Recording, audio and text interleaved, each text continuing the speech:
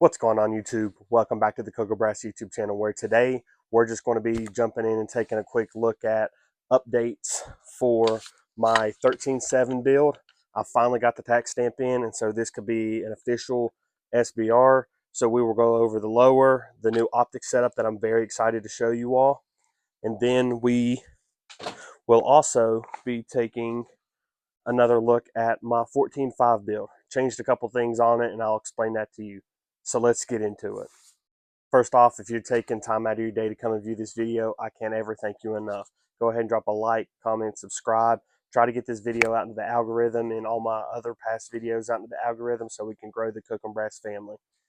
But now, let's get into the updates. So, going forward with the 13.7 build, as stated before, I put this lower in for a tax stamp so that I do not have to do a pin and weld. A pin and weld is something that's cool if you're 100% knowing that you're not going to want to go through the process of going with the paperwork and getting an SBR. But with a $0 tax stamp, I went ahead and took advantage of it and got this in. And it was honestly a very simple process, which if you'd want me to, I can make the whole video about what I did in order to submit everything for the SBRs. But as stated, this build is completely clear. It doesn't even have my bolt carrier group in it. I've got it running in a different gun right now. But we have a 13.7 Ballistic Advantage barrel. We have a Breek Arms muzzle device, just an Amazon copy of a Surefire Scout. Then we have the Magpul foregrip, vertical foregrip, now that I'm able to run this as an SBR. We have the Daniel Defense dupe from O-Hunt quad rail, which is 100% solid. It is rock solid. I actually recently got to do an actual Daniel Defense for a police officer that was local with us, and after taking apart and looking at his actual Daniel Defense, this dupe is almost spot on. I mean, you really can't tell a difference with that, which I'm not saying that the Daniel Defense doesn't have the quality and manufacturing there, because they do. But if you're not wanting to spend $300-400 on just a quad rail, definitely go with this. But coming back, this is a mid-length gas system and gas block. We have just a regular AR upper on here, 7075 T6 aluminum, and then now on this we have a JMAC Customs AR lower. So I finally got this. They are a local company to me, and I was able to check this out and completely build this out from the ground up, and I'm very happy with the quality and everything that's on it. So shout out to them for making great products. Then we have just a regular trigger set in it. We have an ambidextrous safety. We have a Palmetto State Armory grip. I do not know the brand on this 100%. When I was in Myrtle Beach last time, I was able to pick this up, and it's been a great grip. I can honestly say it is one of my favorite grips because it has texture on it to where if your hands get sweaty, you don't have to layer this with tape or anything. It'll keep your hand engaged the whole time. Plus, it's contoured really good. It's not laid back too far like a regular AR grip. It's got a very, I wouldn't say aggressive vertical angle like the DFCO, but it's definitely more of a vertical stance on it as well. A modern take on it, if you want to say that. Then coming back, I added a Magpul stock on here. It's a great stock. It is the SL. Very good stock. Love this. It's got the reinforced QD slots on here. It's just honestly one of my favorite builds. I know I've went over some of this in the previous video, and I can just say that this is honestly my favorite build. Between this and the 14.5 that I just completed, these are one of my favorite builds. But yeah, I also got this. My wife got this for me for Christmas, and I'm very excited to try this optic setup out. So one of my favorite YouTubers that I watch is Concrete Cowboy, and on one of his builds, he is praising and really enjoys using a vector optics scope and LPVO. So I decided to look and do some digging, and they end up making red dots. So I've got a Vector Optics red dot and their magnifier on here. It is just a 3x magnifier. We will go back and take a look over it on the tabletop, but I'm very excited to be able to use this. So yeah, this is my complete 13 inch lower that we've got, or 13-inch build that we've got. Very excited to run this 100%, and yeah, let's get on the tabletop with it. So now that we're here over on the tabletop, these are the boxes that the optics came in. This is the Vector Optics Maverick. As you can see, 3x26 magnifier in here. It just honestly came just wrapped in this plastic with instructions on how to zero it and line it up with your red dot. And then we have the Vector Optics red dot. You could see the model there, the Maverick 1x22 Gen 2. And it came in with a little bit of foam.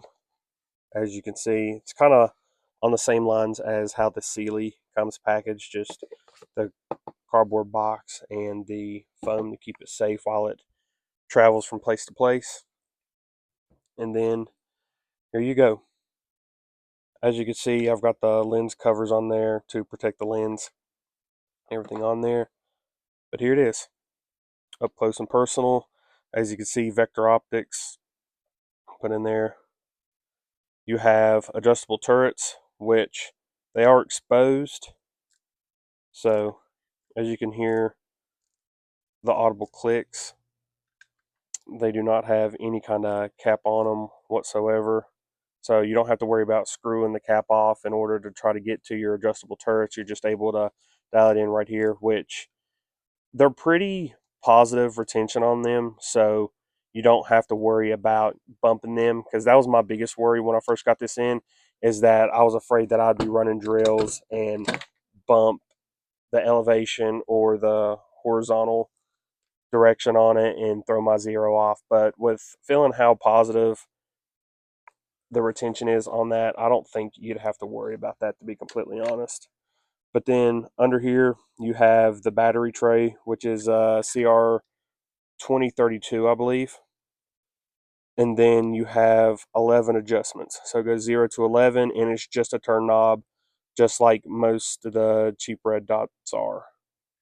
I know that Sealy makes them that are like that, and so does CV Life. Vortex even makes them like that. So it's something that's, ancient technology anymore. So you don't have to worry about the push buttons or anything going bad. It's just as long as you have the retention and the clicks on that rotary wheel, you will be able to adjust it. And then coming back here, you have positive lock up here on the magnifier. It's to flip the side.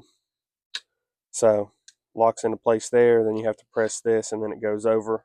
And then coming around, here's this side.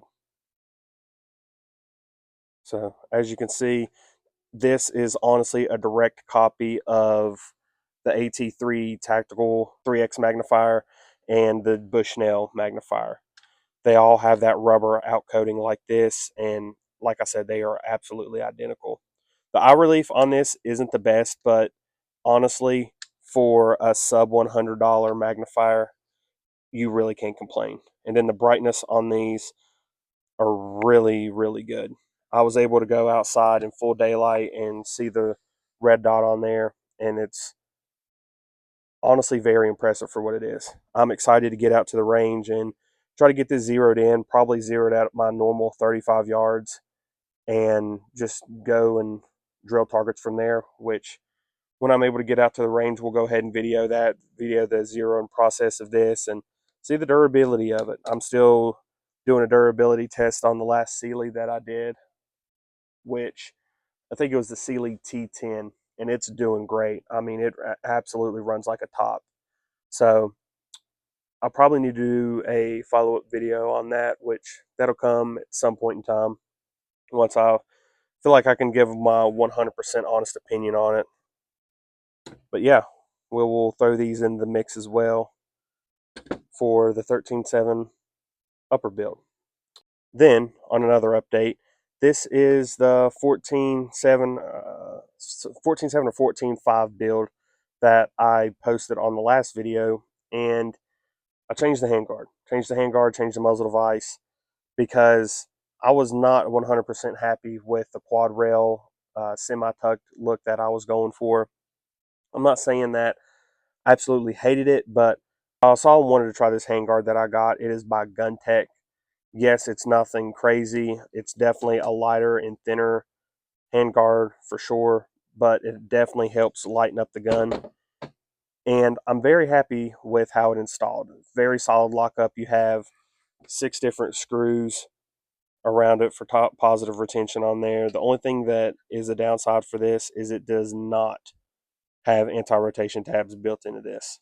But honestly, if you have a good barrel nut and it's solidly locked in, then you really shouldn't have a problem as long as you put Loctite on these screws, which I have put Loctite on there, and I will put reference marks on there to make sure that the screws aren't backing out. That's always a good tip, whether you put them on optics or the different screws throughout the gun. That way you make sure nothing's backing out. Then we have this. It is a 12-inch handguard on a 14.5.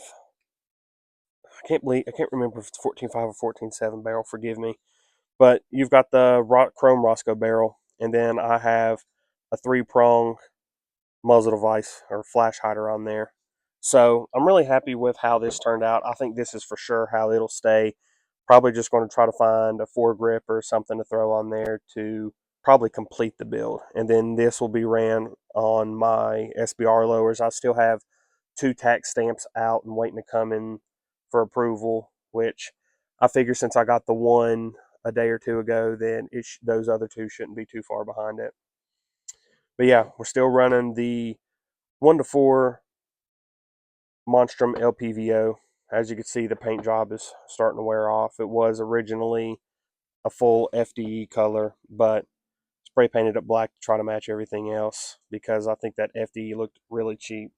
But as you can see, it's definitely had some use. It's done its job. This has been ran on pretty much every AR that I have in the collection until I get the new optic that I'm wanting to try, or that I know is going to be 100% good on it. But yeah, just going to have to get a bolt carrier group and a charging handle for this, and then, like I said, probably a light and foregrip, and it'll be 100% complete. Another upper to add to the collection. So yeah, that is my complete update on the 2 builds that I just wanted to make a quick video about and highlight the Vector Optics Red Dot. Like I said, they're not super expensive by any means. They are not, aim point quality or EOTech quality, but they are very solid. I think that it's something that might be very overlooked in the market. You can't find a lot of videos about these at all. So I'm very excited to try to get these out and maybe bring something new to the channel to see if y'all like.